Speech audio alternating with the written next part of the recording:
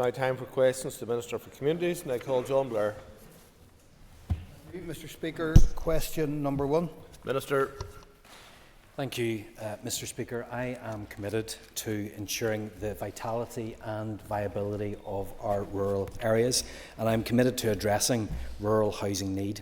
And one of my key priorities as Minister is the delivery of social housing. The delivery of social housing in rural areas presents significant challenges and often requires different solutions to those which apply in urban areas. And in an effort to address these issues, the Housing Executive, through its Rural Action Plan, has shown its commitment to help address need and sustain local communities. Within rural locations, the Housing Executive carry out housing needs tests to determine if there is a hidden housing demand not evident from the waiting list, and they listen to requests from local elected representatives and community representatives. To assist housing associations in areas where it is difficult to secure sites, the Housing Association also carries out site identification studies. This involves examining all underdeveloped lands within a settlement and seeks to identify potential sites for future development of social housing. Additionally, my department has set up a steering group which includes representatives from my department, the Department of Agriculture, Environment and Rural Affairs, the Housing Executive and Land and Property Services. The overall aim of the steering group will be to explore the barriers to rural housing development and develop a plan to address them.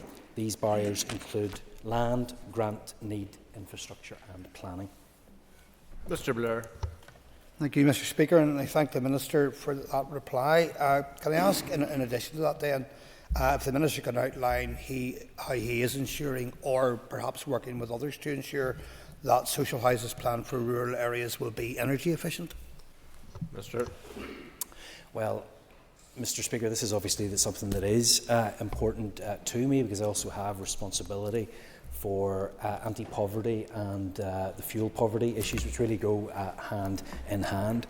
So I think that it is important that we make sure that all of our homes are energy efficient, whether they are in urban areas or whether they are in rural areas, and we need to make sure that we can have those homes more energy efficient. Not only does that help us meet our climate change targets, but more importantly, it helps people stay warm, and it helps people keep more of their own money.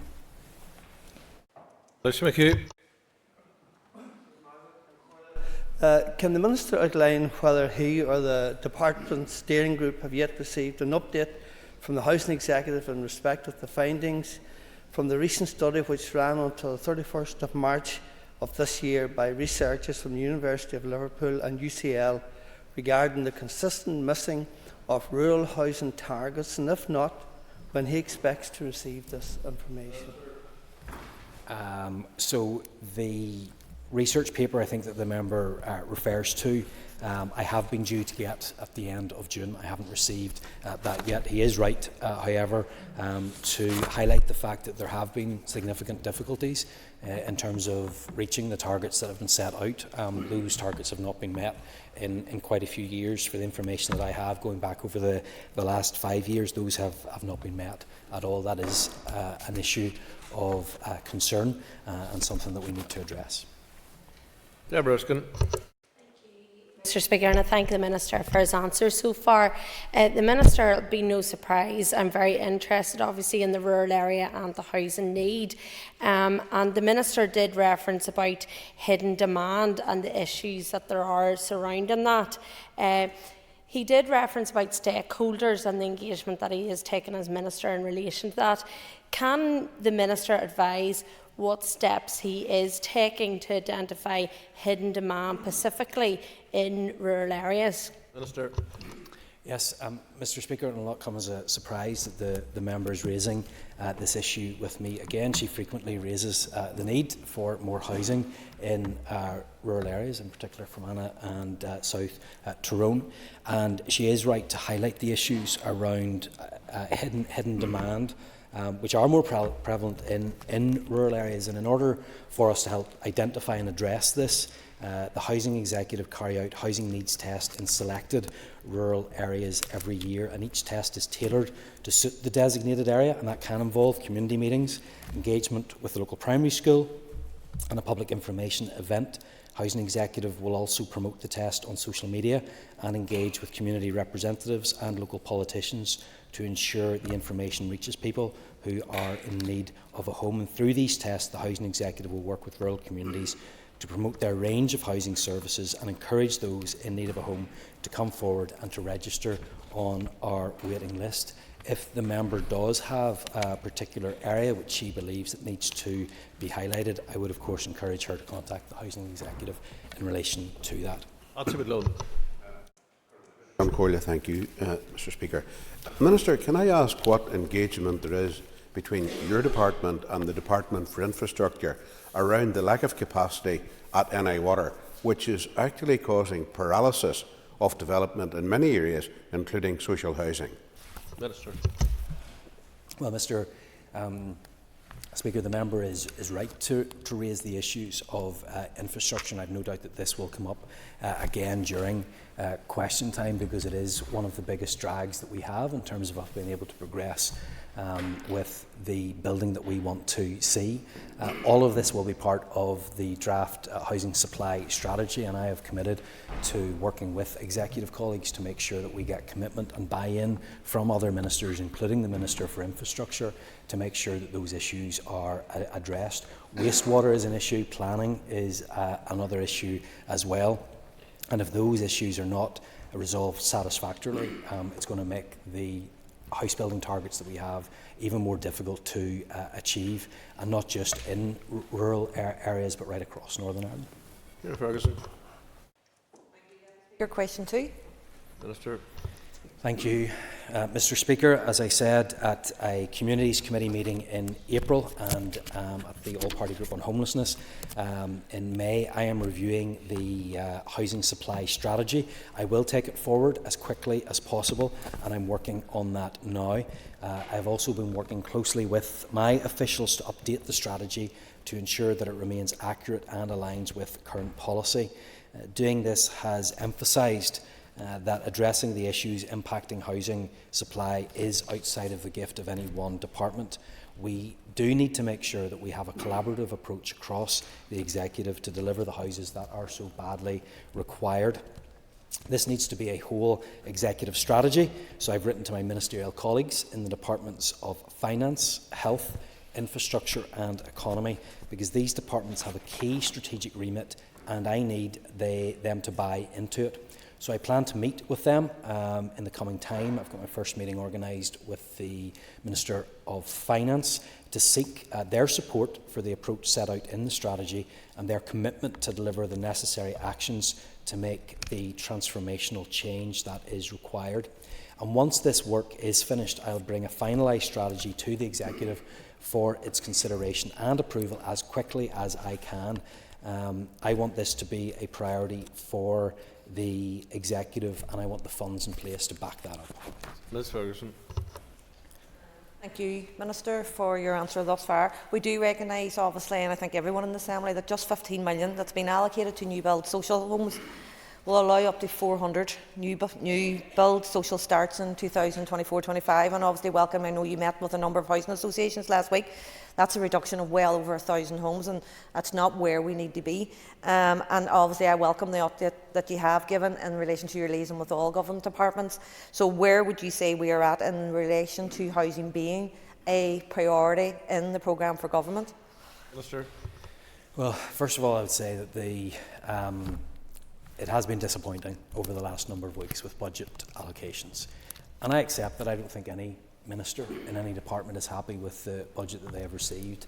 I am particularly disappointed with the budget that we have because, quite frankly, building 400 social homes this year, or starting 400 social homes, isn't good enough, and it's not where we need to be. So I want to make sure that that is changed, and I'll be doing everything that I can to make sure that we increase that number, and I will be working with executive colleagues as well to highlight that and to make sure that we can get back to where we need to be. I was pleased to be able to meet with the housing associations last week, and they expressed their frustration. We had a very good conversation about the way forward as well. but I can assure the member that I'll be doing everything in my power to make sure that we continue to invest in social homes and make the most of the funds that we do have. Mr. Dixon. Information with regards to the housing supply strategy. Minister, can you tell the House what plans you have to allow the Housing Executive to once again enter the home building market and to reprofile their finances to ensure that that is something that they can do successfully?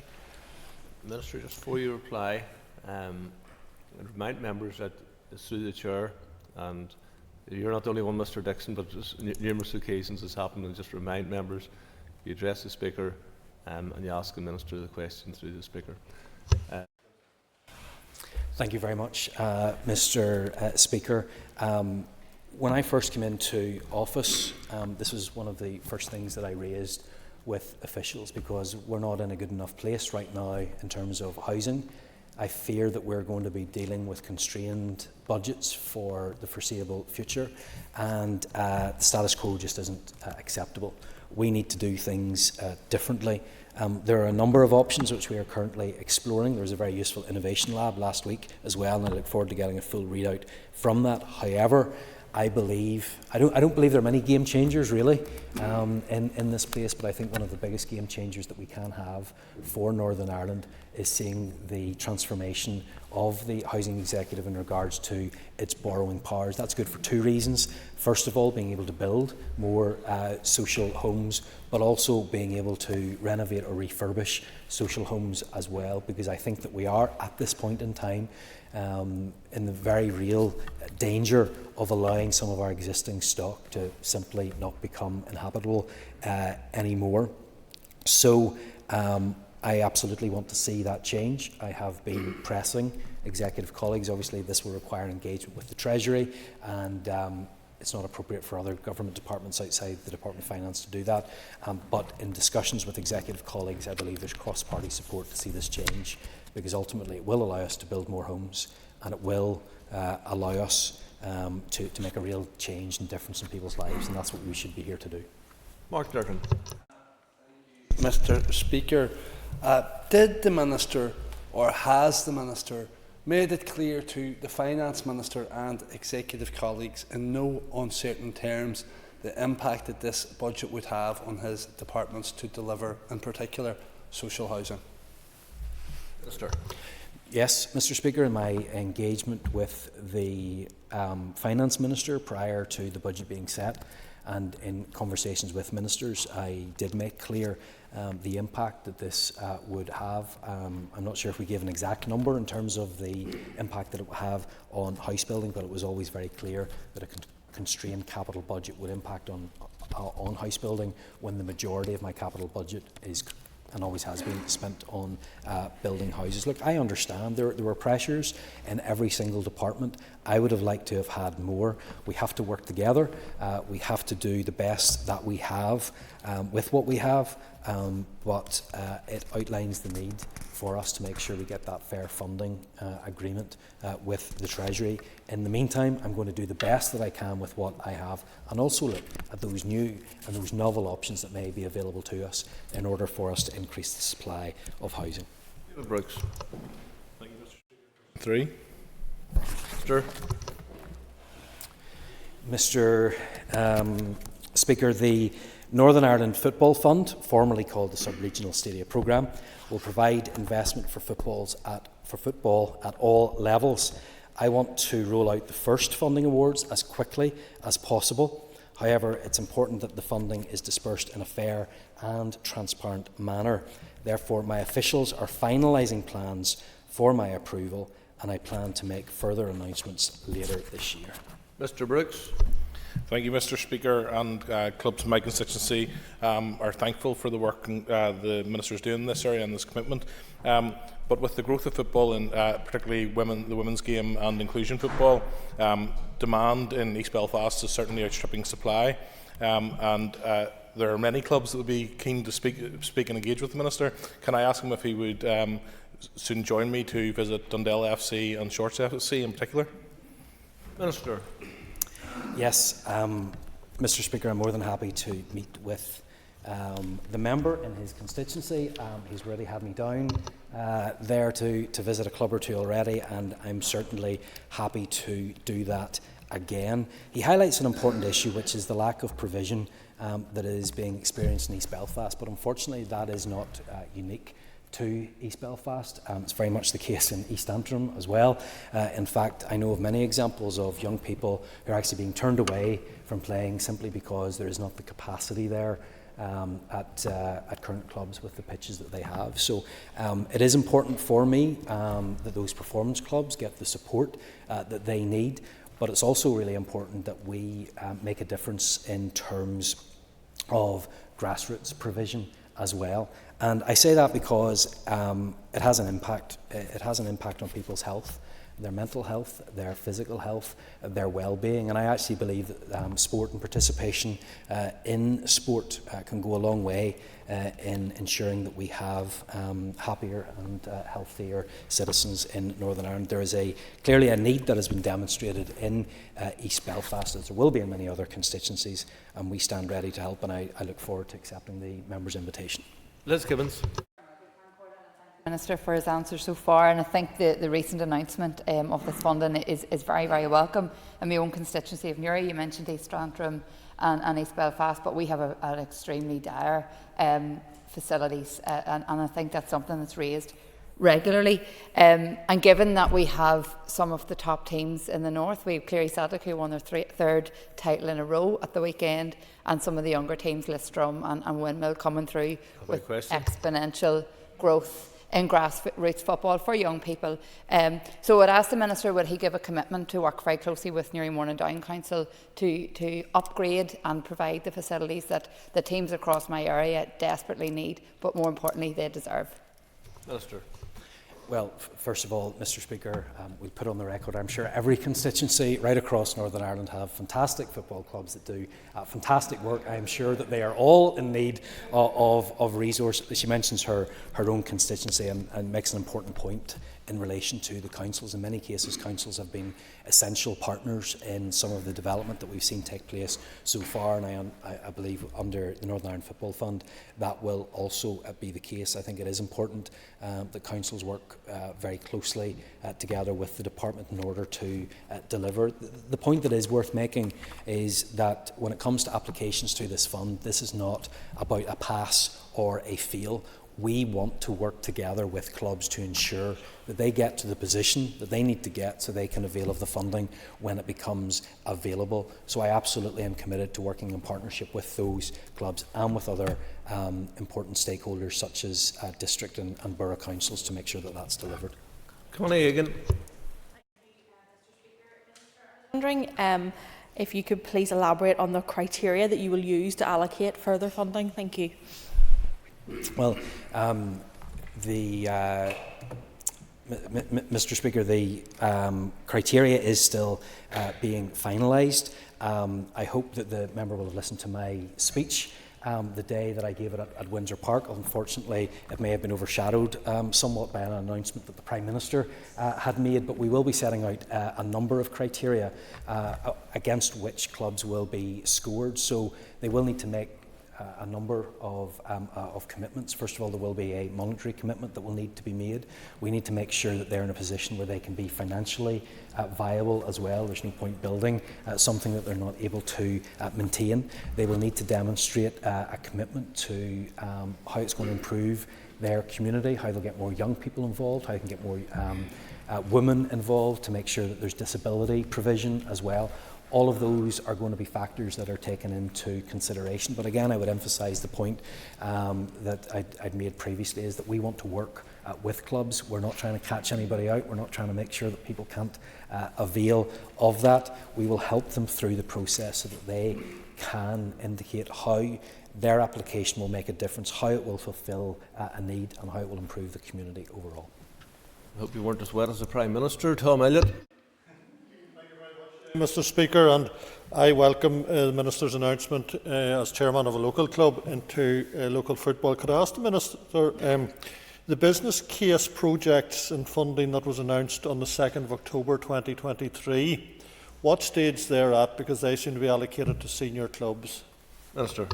Yes, so that work is ongoing, and we actually hope to provide additional funding to help those that are wanting to progress their case as well. If there are specific clubs or issues that the member has in relation to that, I'll be more than happy to provide that.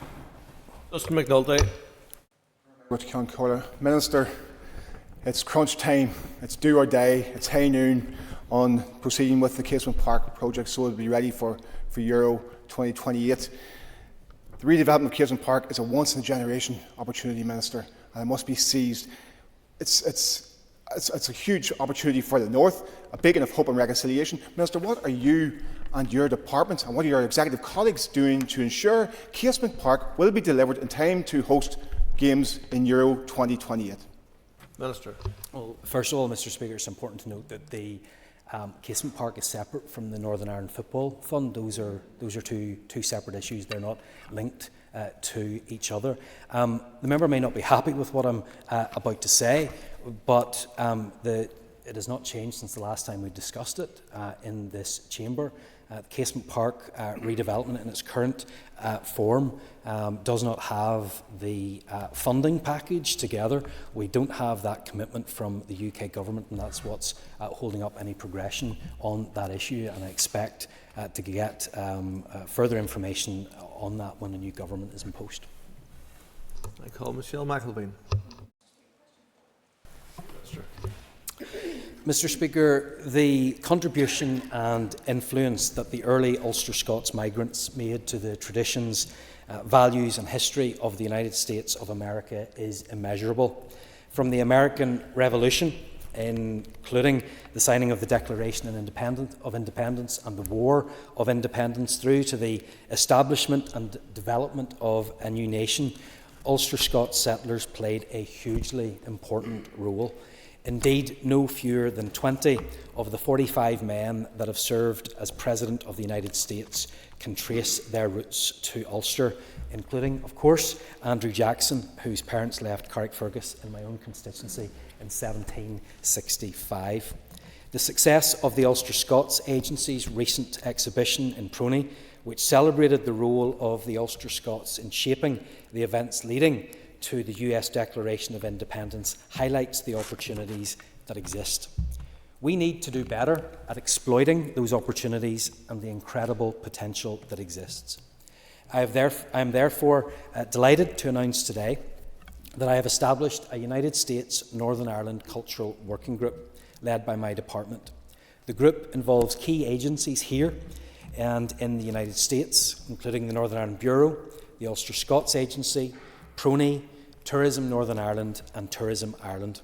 The group is working to identify new opportunities and to develop a programme of cultural engagement in the United States and in Northern Ireland, and this will promote the role of the Ulster Scots early settlers in influencing American society and commemorate the 250th anniversary of American independence in 2026. I'm excited about the opportunities that exist to develop a greater understanding of the Ulster Scots links with the United States and to build new partnerships to achieve cultural, social and economic objectives. Ms McElveen. Thank you, Mr Speaker, and I'd like to thank the Minister for his response and obviously to welcome his announcement. Can I ask the Minister if he will consider working with local councils which have well-established links, particularly through sister cities, and the relationships are already in place there and within the United States, and I give an example of Belfast and Nashville.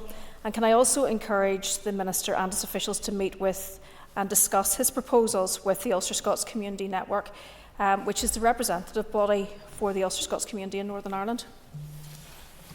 Yes, absolutely. I agree with everything that the member has said. First of all, I think that councils do play a really important role in helping to foster those social and cultural links that exist. And I think the Sister Cities projects are a great example of how you can establish, and I think of Belfast and Nashville in particular. I also take on board what she said about the Ulster Scots Community Network. I think it is key that they are involved. Look, there is huge potential here to exploit all of these links that exist. I don't think that we have maximised the potential that exists. I'd love to see everybody involved in making sure that we make the most of this especially as we head towards the 250th anniversary of the signing of the Declaration of Independence. Shannon Hunt. Mr. Speaker, and thank you to the Minister for his answers so far. I would agree that we haven't tapped the full potential of the Ulster Scots culture and linguistic community here. Would the Minister agree that we maybe, before we look externally, we also need to fully recognise the potential here and maybe look at some initiatives to promote both the Irish and Ulster Scots cultural and language initiatives together and promote inclusivity of all languages in Northern Ireland? Minister.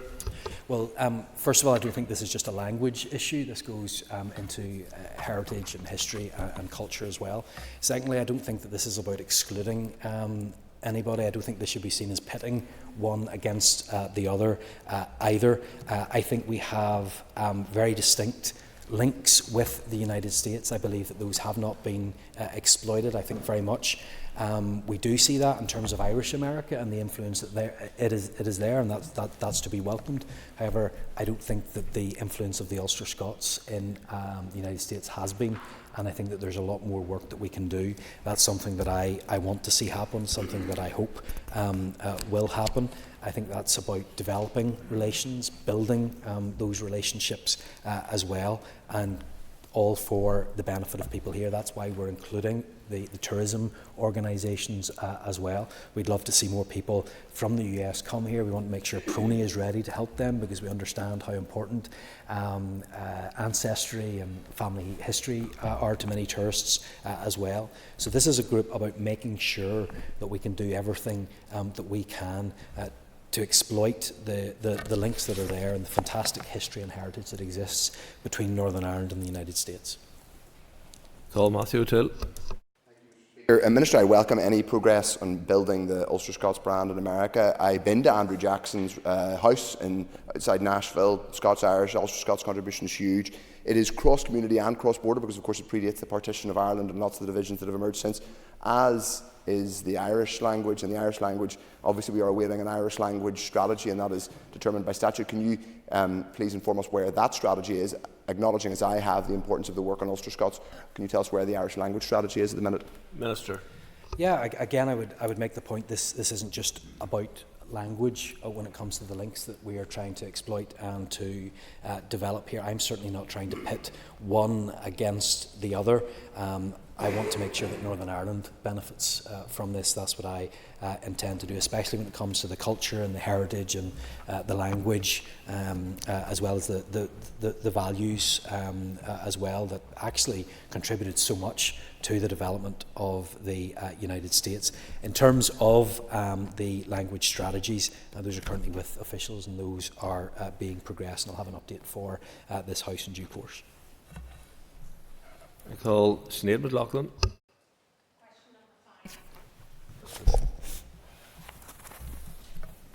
Mr. Speaker, we have an immediate issue with the use of non-standard temporary accommodation. It's not good for families. They need the security of their own homes, and it is very, very expensive. There are far too many households in temporary accommodation, almost 5,000, and on any night there are between 400 to 500 in hotels and B&Bs. The average stay in temporary accommodation is now over 34 weeks. That's children not near their schools, people away from families and support networks. Those are people that are unable to get to work. The Housing Executive assures me that the use of non-standard accommodation is only out of necessity and is due to unprecedented demand. The Housing Executive has made clear that it is committed to reducing the use of non-standard accommodation. It has, for example, initiated a Housing Solutions Task and Finish Group to look for alternative and more financially sustainable options. I have asked the Housing Executive to focus on this work and to provide me with monthly updates on the use of temporary accommodation, and I can assure the member and indeed the rest of this House that I'll do all that I can to get this issue under control. Minister, non-standard temporary accommodation has risen by over 500% in my constituency, and I have a real particular distressing issue where one of my constituents, she's a young woman, she has just had a caesarean section and she has been returned to a hotel bedroom, and she has got another toddler.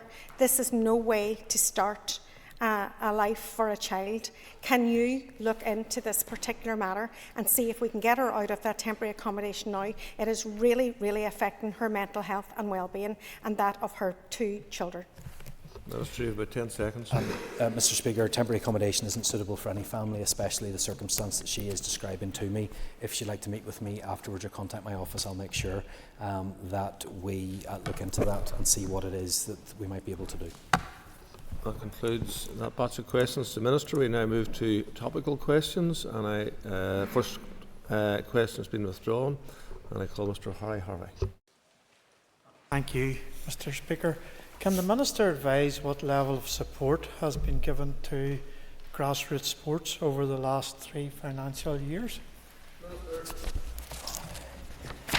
Yes, Mr. Speaker, over the last 3 financial years up to March 24, Sport NI has issued exchequer funding of almost £39.4 million and lottery funding of just over £17 million. This funding consisted of 3,394 grant awards to over 1,963, including grassroots sports and governing bodies. In 23-24, Sport NI invested £7.1 million of national lottery funding to 37 sports governing bodies. This figure will increase to almost £8 million this year, and in 23-24, Sport NI awarded just over £1.37 million of capital funding to improve sports facilities, including those which will benefit grassroots clubs. In terms of funding paid in that year, by way of comparison, I can advise that the Irish Football Association received £500,000, Ulster GAA £440,000, Ulster Rugby £450,000, Golf £264,000 and Tennis £52,000.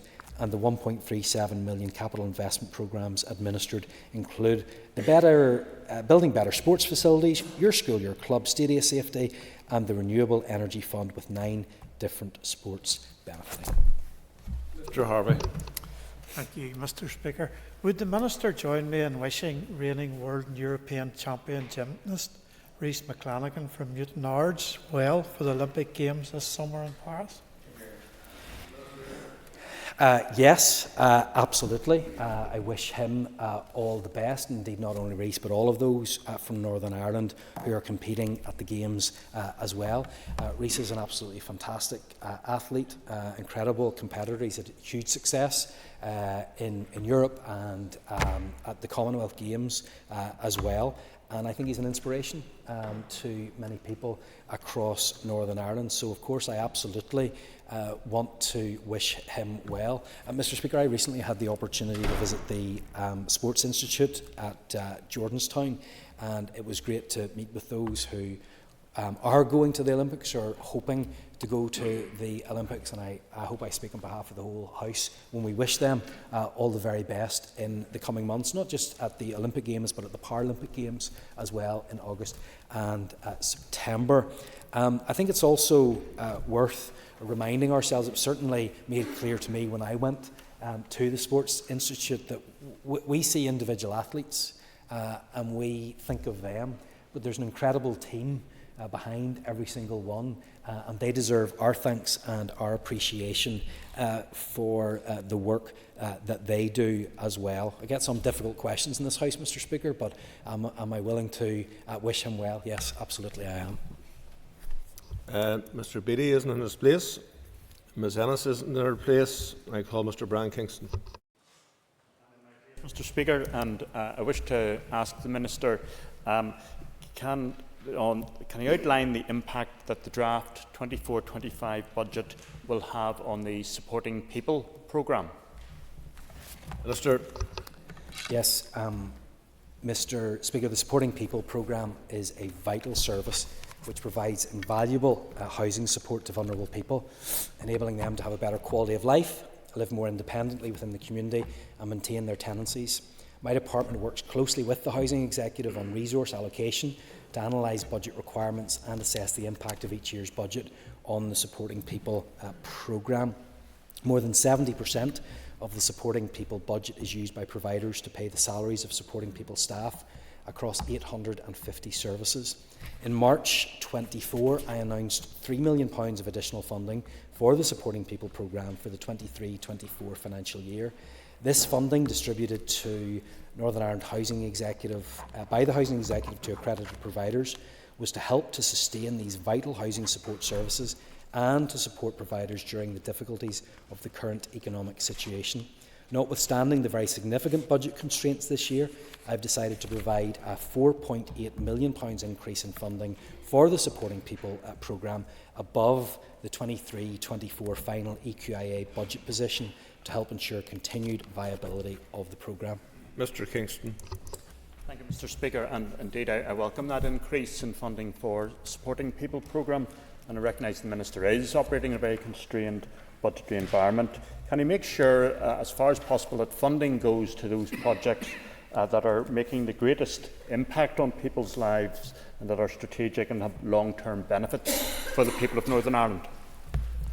Yes, the member's absolutely right to raise this issue because we are in an era of constrained budgets, and it is important that we spend every pound as wisely as we can and that we spend every pound in a way which most benefits people in Northern Ireland. Those are really difficult decisions.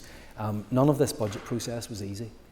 We have many good programmes that deliver for people right across Northern Ireland, and it was a very difficult budgetary process. However, I did decide to increase the funding available for Supporting People because it does make a real impact. It does change lives, and if that money was not made available, I would simply be pushing problems onto other departments. I would be impacting even greater on the Department of Health and, in many cases, the Department of Justice as well. And so that's the approach that I'm taking to the spending of public funds, making sure that they go to where it makes the greatest difference. Now, I know that there will be others that are not happy with some of the outcomes. There's an awful lot of difficulty that we're going to face, but we will need to make sure that, as the member set out, we spend money where it can most make the difference. Andrew McMurray.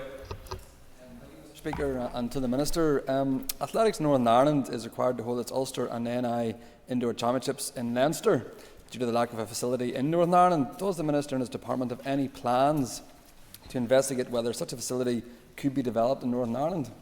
Minister. Well, Mr Speaker, although this is not something that has come across my desk to date, I'd be more than happy to get additional information or to meet with the member to discuss this further. But yes, whether it's people from Northern Ireland having to go into another jurisdiction, or even people having to go to another town or farther away in order to compete or to train, I don't think that is acceptable. I want to make sure that we have the facilities for our sports here in Northern Ireland, and I'm certainly committed to doing what we can within the budget envelope that we have to make sure that we deliver in that way. Mr McMurray. To thank the Minister for that response, and I will take him up on the offer to engage further. More than happy to do that, and perhaps the member could get in contact with my private office, and we can get the arrangements made. Donna Egan. Mr Speaker, Minister, following a presentation to the Communities Committee last week by the British Association of Social Workers, can you please give your assessment of the cost to his Department of Public Services in addressing poverty?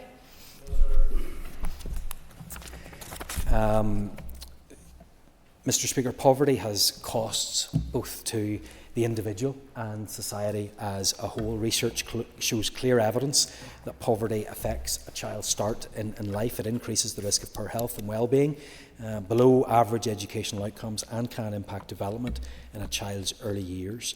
It's equally clear that intervening early to address the issues faced by those suffering socio-economic disadvantage will have long-term positive impact on those individuals, potentially freeing resources for use elsewhere. So I'm determined to deliver an executive anti-poverty strategy that helps children and young people to get the best possible start in life, and that they have the opportunity to live in safe, stable homes, to have a good education and get a good job. And these are issues that can only be tackled by collective action by our executive, and I want to make sure that as an executive we have alignment of approach, and a focus on prevention and early intervention will be essential. Ms Egan. Thank you, Minister. Would you agree that in order to better address this issue, we should have an executive-wide audit of the cost of poverty in our public services, especially given the current situation we're in with our public finances? Sure. Well, Mr. Speaker, that's certainly an important part of the work that we do within the Department for Communities. Monitoring the impact of our work is very importantly, and we want to make sure that we have robust data whenever it comes to measuring the impact of the Executive's anti-poverty strategy in the short, medium and the longer terms as well. So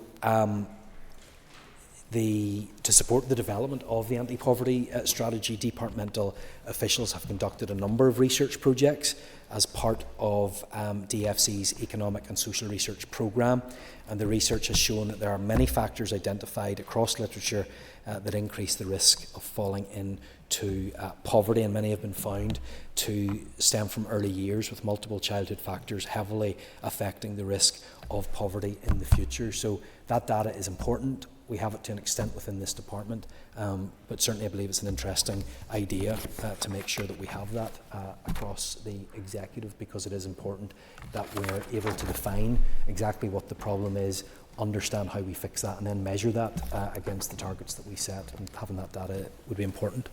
Dr. Aiken.